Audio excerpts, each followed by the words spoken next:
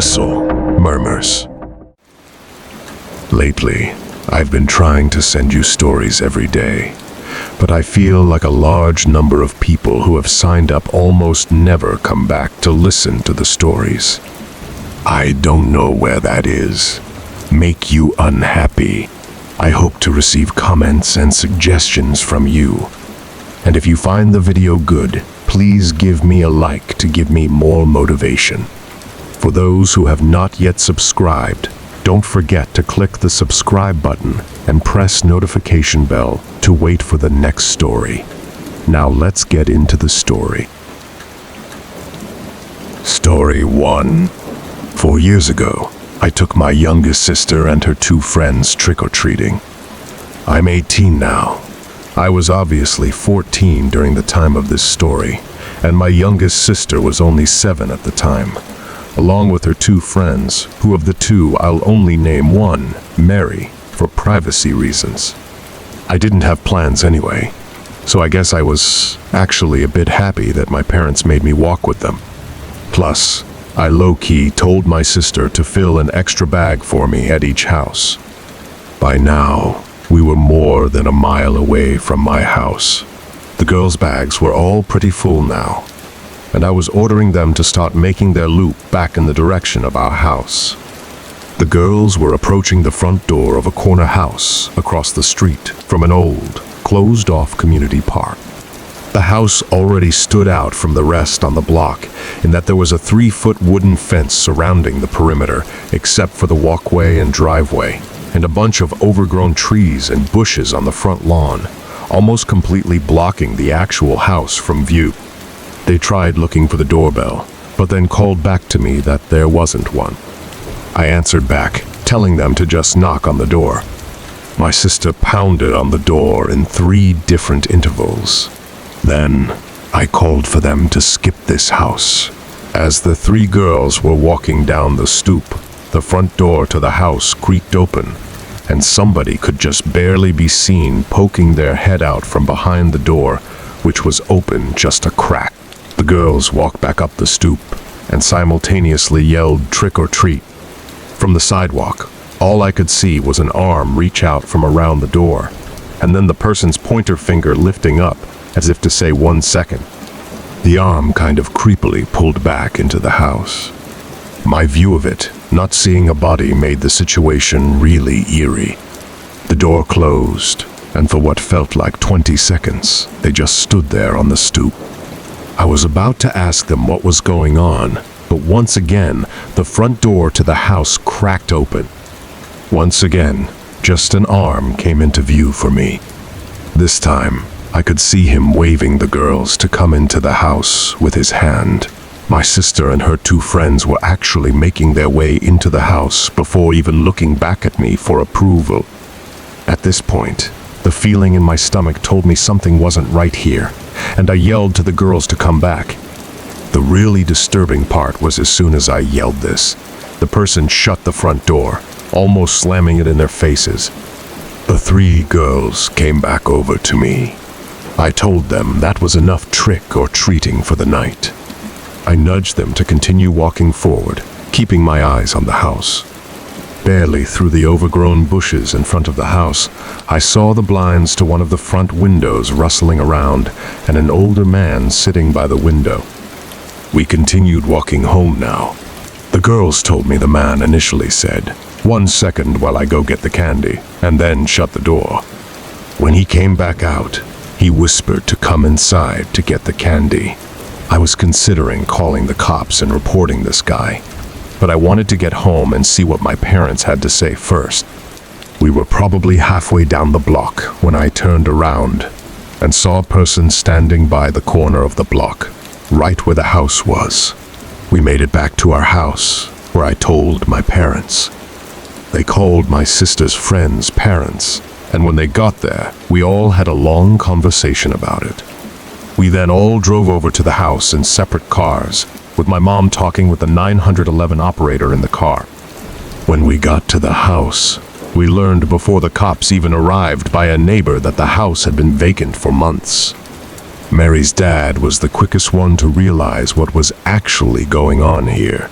A sexual predator, or maybe even worse, was hiding in the house for Halloween, waiting to lure unsuspecting kids into the house to snatch them. And what scares me the most to this day was that my sister and her friends were about to enter that house before I told them not to.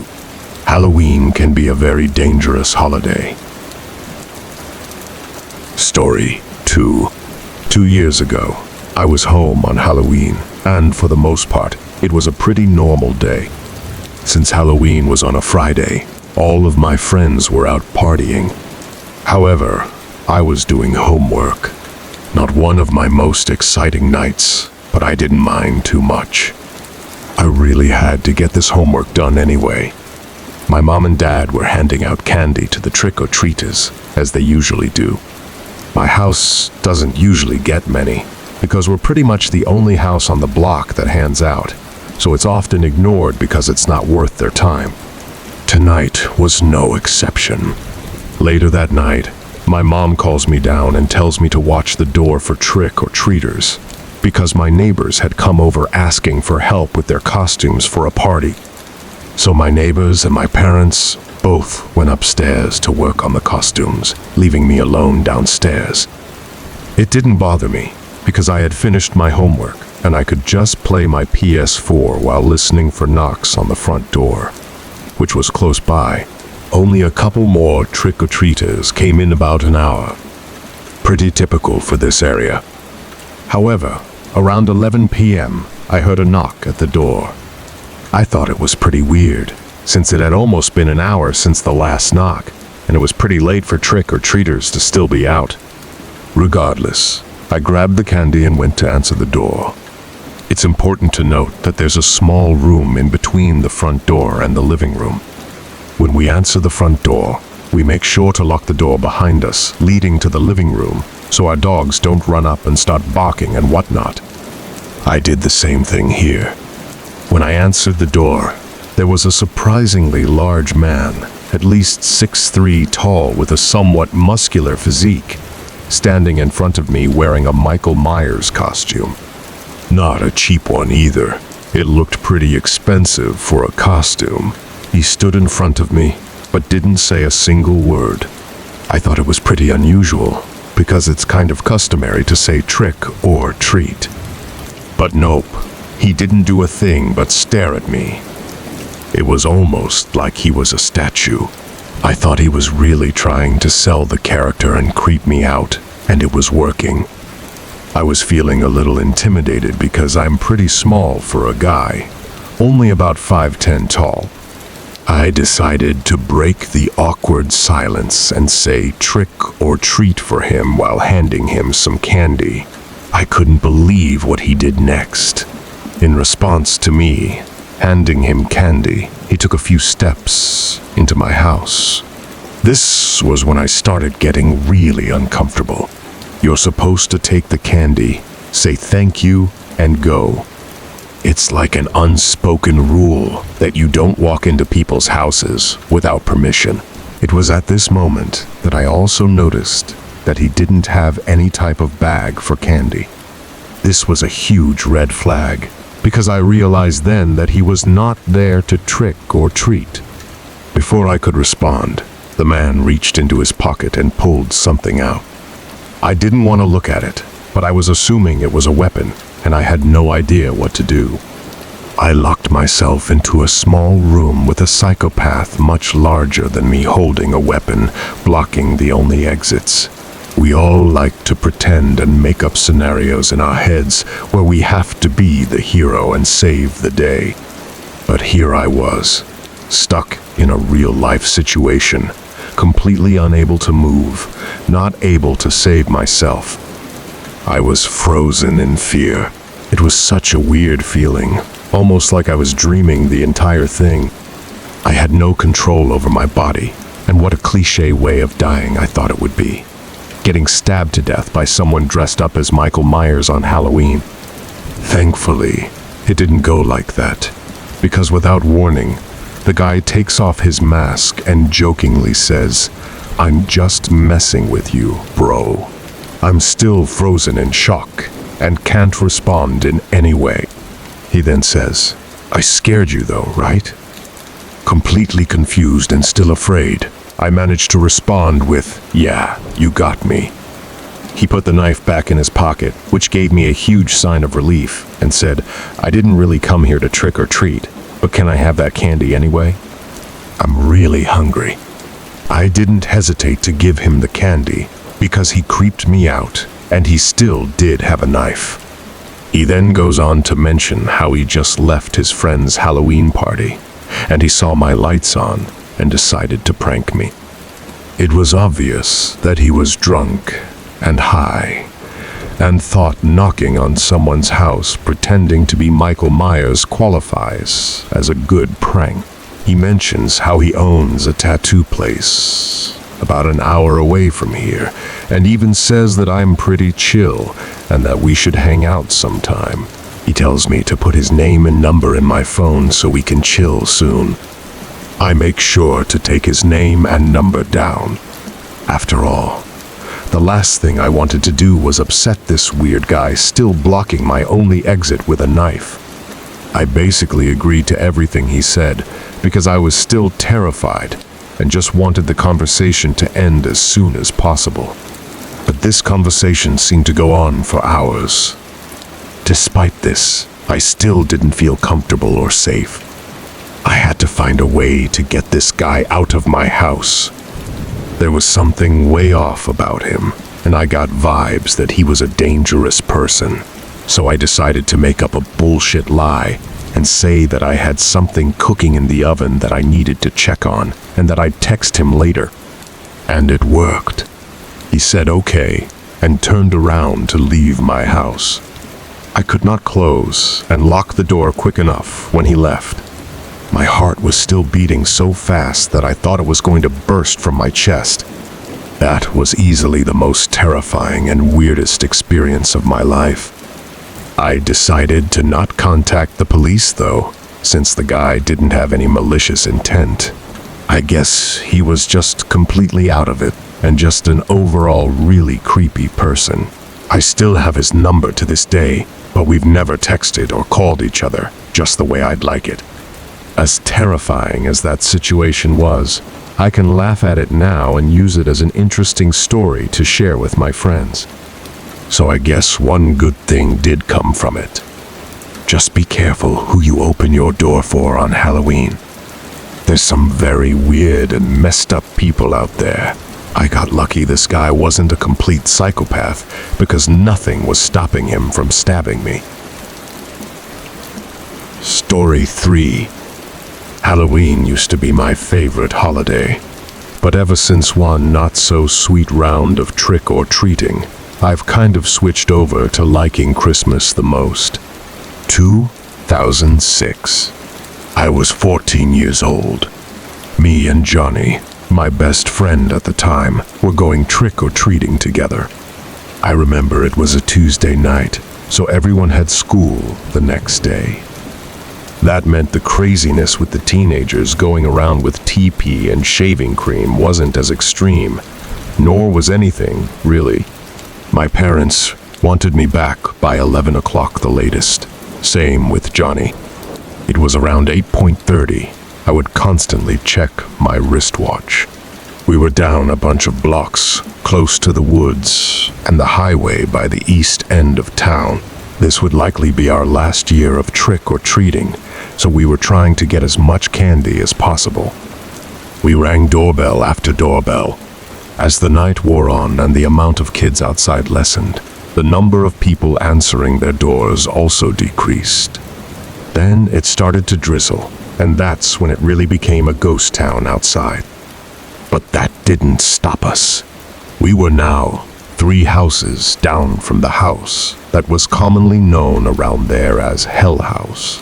It was nicknamed this because of the alleged murder that happened inside decades ago, plus the fact that the house looked like it was built over 100 years ago and stuck out from the other houses 2 miles away.